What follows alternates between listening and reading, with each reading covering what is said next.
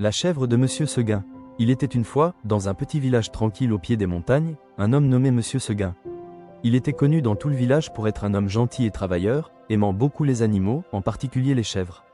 Chaque matin, il sortait dans son pré pour les nourrir et les caresser, et chaque soir, il s'assurait que toutes soient bien rentrées avant la tombée de la nuit. Un jour, Monsieur Seguin décida d'acheter une jeune chèvre blanche et très jolie.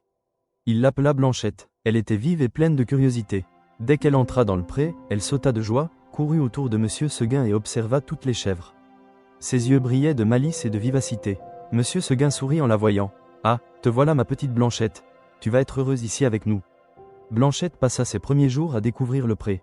Elle jouait avec les autres chèvres, broutait l'herbe tendre et sautait dans les petites collines près de la maison.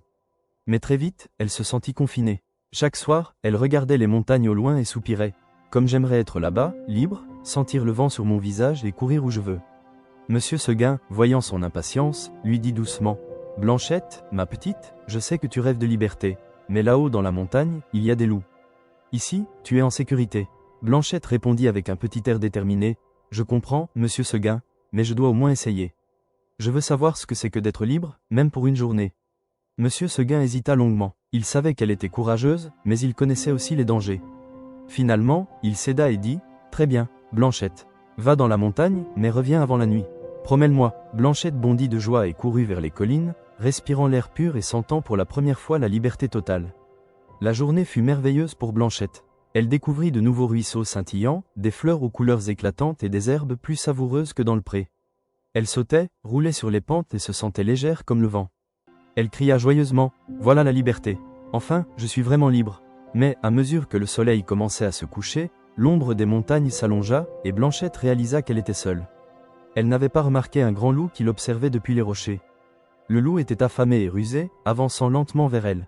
Blanchette sentit le danger et fit preuve d'un courage immense.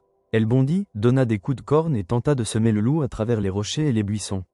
Elle courut toute la nuit, respirant fort, mais restant vigilante et astucieuse, esquivant les attaques du loup autant qu'elle le pouvait. Elle se battait non pas par force, mais par intelligence et bravoure. Lorsque le matin se leva, le loup avait disparu, mais Blanchette était fatiguée et faible. Malgré son courage, elle avait appris une leçon précieuse. La liberté est belle, mais elle comporte des dangers qu'il faut connaître et respecter. Monsieur Seguin, triste mais fier, retrouva Blanchette plus tard et lui caressa doucement le dos. « Ma petite, tu as goûté à la liberté et tu as été courageuse.